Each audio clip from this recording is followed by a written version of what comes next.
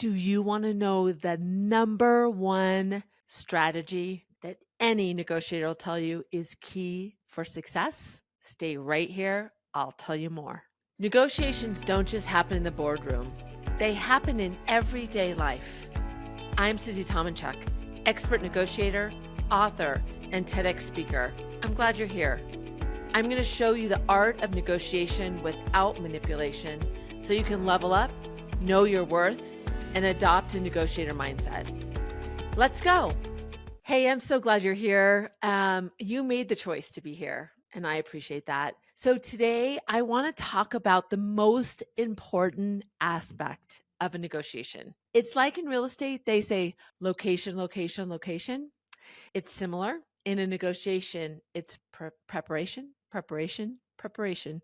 That's not easy to say, but it's true. It's preparation. And the crazy thing about a negotiation, especially a high stakes negotiation, is that you get nervous about it. You have emotion around it. So the last thing you want to do is kind of spend more time thinking about it. But the key to any negotiation for success is to have a plan. And I want to dig into that a little bit more because it sounds so easy on the out just saying it, but there's a lot to that. There's a lot of layers to that preparation, and we're going to dig into that. I had a friend who is a lawyer, and she said the first thing she would always do in the first conversations around the deal is she would ask enough questions to know how prepared the other side was. And if they weren't prepared, she knew how much she could take advantage of the other side. And so in that context, she was working with business people and lawyers that do deals for a living.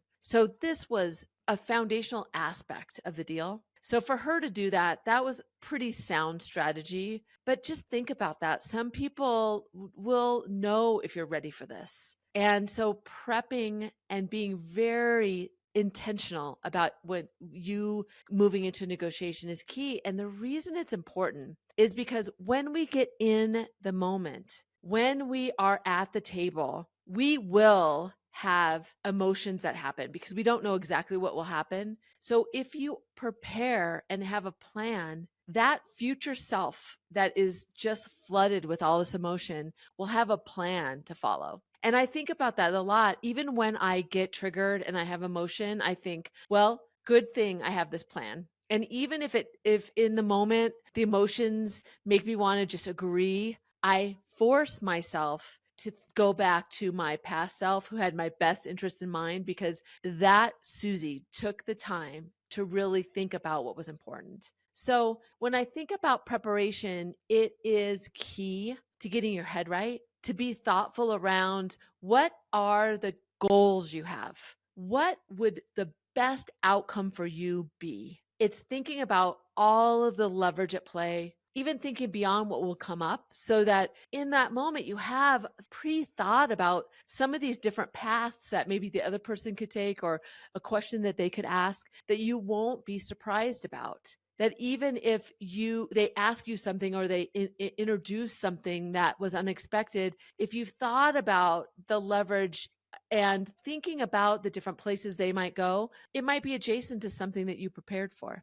So thinking about the emotion that you might face in you, or the emotion that might come from the other side, thinking about what you're going to do in those situations. I also like, when I'm preparing, I'm very thoughtful about how I want to frame and reframe through the conversation. So I think about and script out sometimes exactly what I'm going to say to start the negotiation out. How am I going to frame this in a way that will make sense to them so they'll understand it from my perspective? And then, of course, with a preparation, you need to for sure talk about what are your alternatives, or consider what your alternatives are, because that just increases your confidence. When you know there's alternatives to this negotiation, that allows you to not feel that you're strapped to have a deal in this moment, in this time. So all of those aspects are so key. And when you think about distilling out or teasing out all of those topics that could come up, it makes you realize the power of it, so that you could think it through, so you could be clear-minded before you go in, so that you can be objective as possible in the moment. Preparation, preparation, preparation is key. and I'll give you some tips. But before, I'll also share a few stories. So stay right here. You don't want to miss how to really become a great person that prepares. We'll be right back.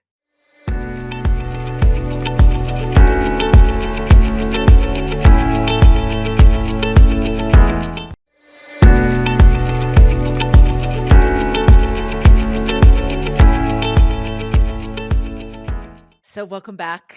So thinking about some stories to illustrate the power of preparation, I had to laugh at myself because I started to remember some situations where I wasn't prepared. And as an extrovert, because I talk out loud and sometimes I just say what's on my mind, when I'm not prepared, you'll know it.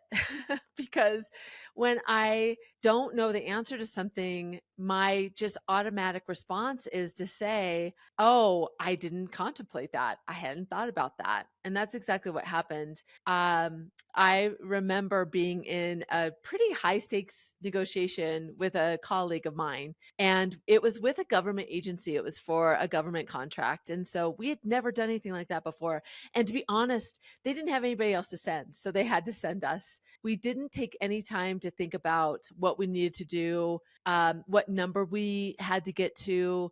If we would have thought about the fact that this would be a different cadence, a different process than we were used to, that would have been really helpful. So what happened was when we got to the office, I laugh about it now, and it was a very serious situation in the moment, but it's almost embarrassing to talk about. And that's probably why it makes me laugh a little bit, because we got into this room and there was nice conversation. We were connecting with the two people that were there. We had flown to Seattle to do this negotiation. And so they gave us coffee and made us feel comfortable. And then it was almost like this light switch changed. And all of a sudden, they both went into this negotiation mode. And it was because there was a very methodical process that they had to follow, given that it was a government contract. And we weren't aware of that. So they were like telling us their terms. They just gave us all the information, and we just sat in silence. We didn't know what to say because we had no plan.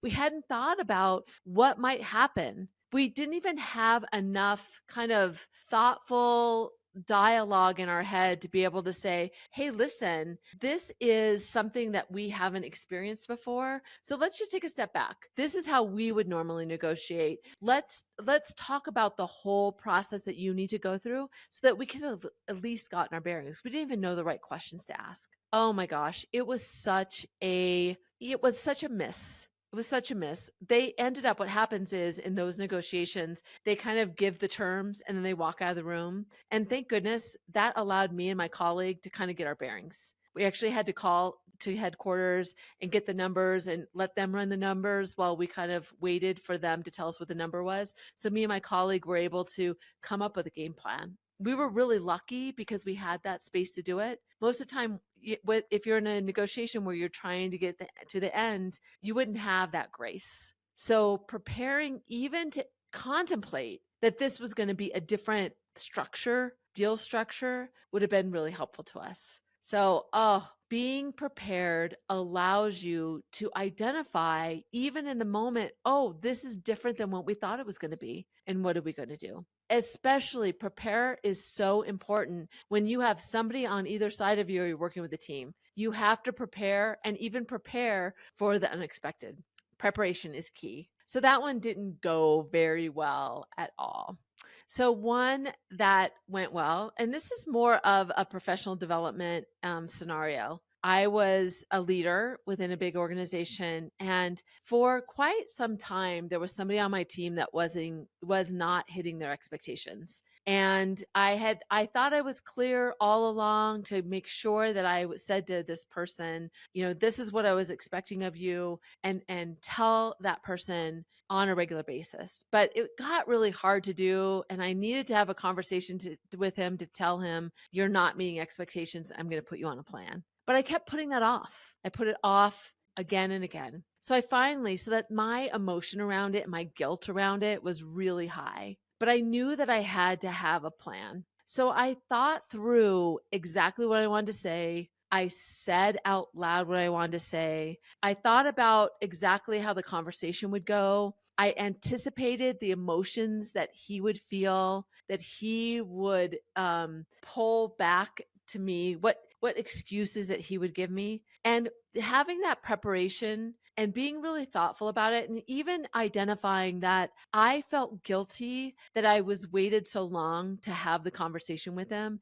And that made me feel less confident because I felt a little bit of guilt around it. Even preparing for that and saying to myself, it doesn't matter at this point. The issue at hand is that you need, as a leader, to be clear with him. So that preparation for me as a leader was key to that conversation. It allowed me to get into the right state of mind. It reminded me that it was my responsibility in the role that I was in, that I needed to spend the time to be really thoughtful about how I was going to come to him. And then not just to have the conversation, but what was going to be the follow-up. I thought the whole scenario through, and I did a really good job. And I felt confident about it. It was still difficult to do, but that high stakes situation for me, and thinking about taking the time to prepare, especially in a situation where I just wanted to get it in and get out.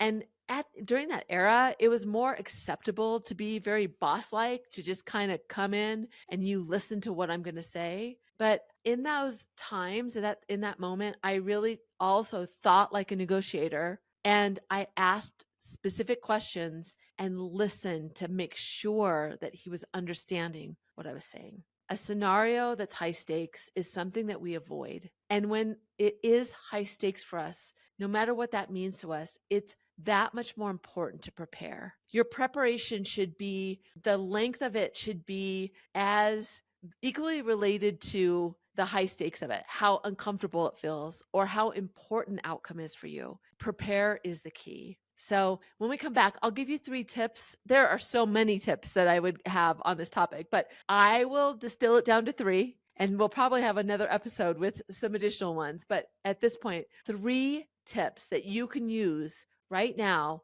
when you face any situation, and especially a high stakes situation. And the more you make this a regular practice, the better it will just become your natural course of business. So stay right here.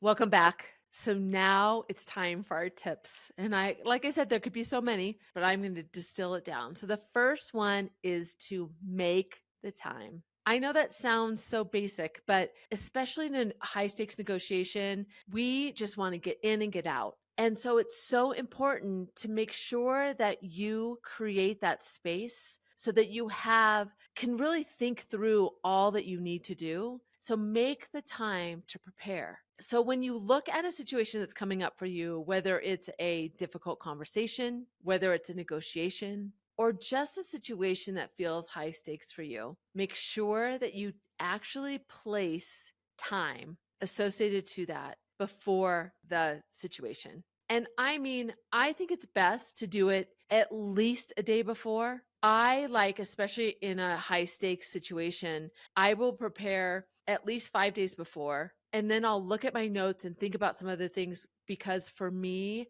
I get everything out of my head and then I kind of marinate in it through a few days. And then I put together the plan before that day. And then I'll look at it one more time before I go in. So make time to prepare. All right. So tip 2 on preparation is to allow yourself to think about everything. And I'm going to give you a few categories that you absolutely need to consider when you're going into a high stakes situation. So number 1 is all of the things that are important to you and all of the things that are important to the other side. Maybe it's price, maybe it's timing, maybe in a difficult conversation, it is keeping your job. What are all the things that you are or the other party will have interest in? It could be a lot of things, and even brainstorm way out of it. Even if it's not anything that's going to come up, the more you can contemplate every aspect of the conversation,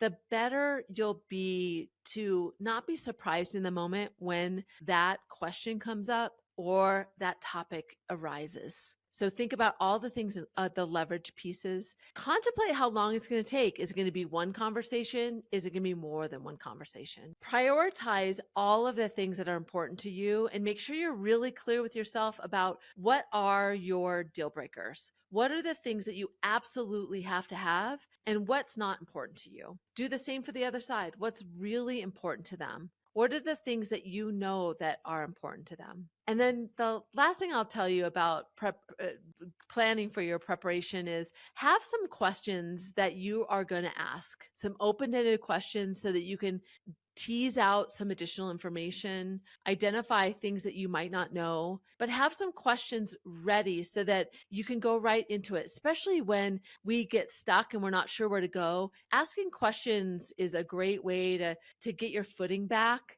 to get your confidence back, and to also be really, really mindful in the moment so you can listen to and understand what the other person's needs are. So the second one is expanding and brainstorming about all the possibilities that could be in play in a negotiation. So tip number 3, the last one I'm going to give you on this topic in this episode, is to prepare for your emotions. We all know that emotions are at play. And sometimes our emotions, right before we walk in, we might say to ourselves, well, it's not the right time.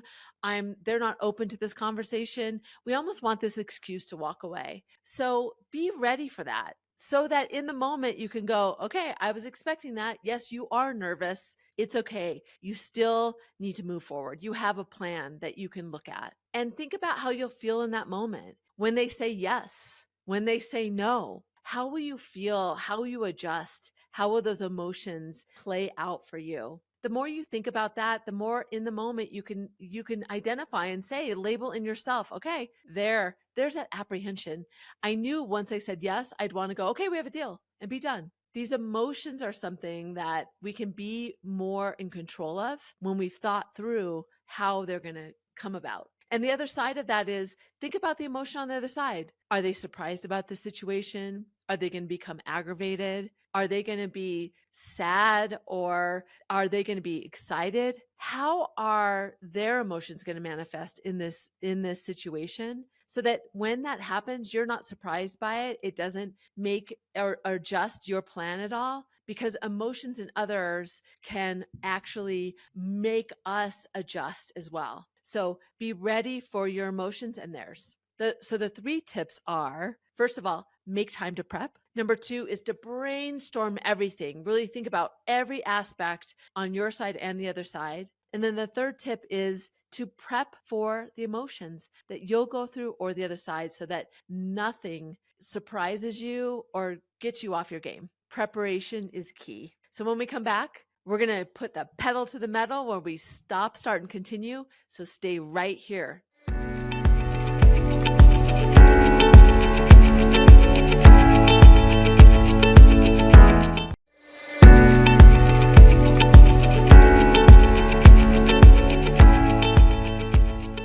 All right, so our last segment is putting it into practice. As an executive coach, you can listen to a lot of concepts, but I know that my clients only make a difference when they think about how to apply it for them. So I really want to challenge you to go participate with me in this stop, start, and continue. And I've thought about what I'm going to do as well to change my behaviors. So moving forward, I can use preparation even more powerfully. So let's start with stop. What are you going to stop doing? What is that for you? What are you doing that isn't serving you as it relates to preparing for any kind of high stakes situation that you might face? What I'm going to stop doing is, I do a lot of preparation in my head. I think about the scenario and I don't write it down. So I'm going to stop limiting myself by just doing it up here. And especially in a high stakes situation, I'm going to force myself to write it down.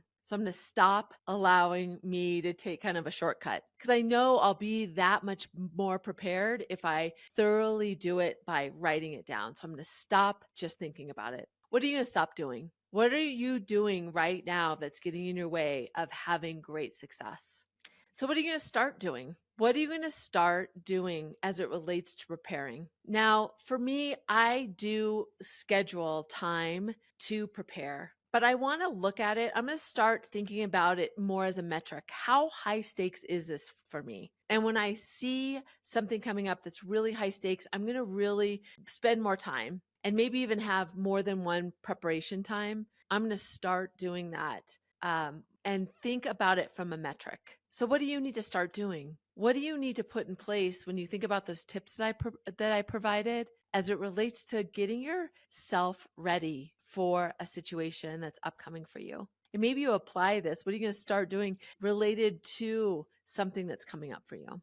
And then continue. What am I going to continue to do? I really like to think way outside of the possibilities, because I find that when I think about all of the things that could be at play, even if completely ridiculous, it allows me to really be creative and identify areas or lines or boundaries that I might not have seen. So taking the time to prepare, but also to really brainstorm and get a little crazy about what the possibility is, even if it's something like, what would be the best possible scenario? I want this, but this would be the amazing outcome. Looking at it like that and broadening what the possibilities are, then it doesn't limit you. Sometimes we get in our own way when we believe that this is where we needed to go. We don't even see the next step. So I'm going to continue to really pull out the possibilities, be really thoughtful about what is possible on my side and what's possible on the other side. So what are you happy that you do? What are you giving yourself credit for that you're going to continue to do as it relates to preparing yourself for any kind of high stakes situation? I can't tell you any more than I feel like I've said in this episode about the power of preparation. Like my friend, the attorney, said, she looks at the other party to see if they're prepared. And if they're not, she takes advantage. Great negotiators know that in order to be successful in a negotiation, you have to know where you're going. You have to spend the time and be really clear, because in the moment when you have a plan, when you know exactly your floor and ceiling, when you've thought about the interests of the other party, you can be really present. You can really listen to understand. You can know the guardrails because you've already pre-thought them. It's such a powerful thing. So remember, prepare, prepare, prepare. It's a thing that if you want to really adopt a negotiator mindset, that's the key. If you want to connect with me, go to negotiationlove.com. I'd love to hear from you. And I'm glad that you made the commitment to be here. But don't forget, negotiation is more than a skill, it's a mindset. I'll see you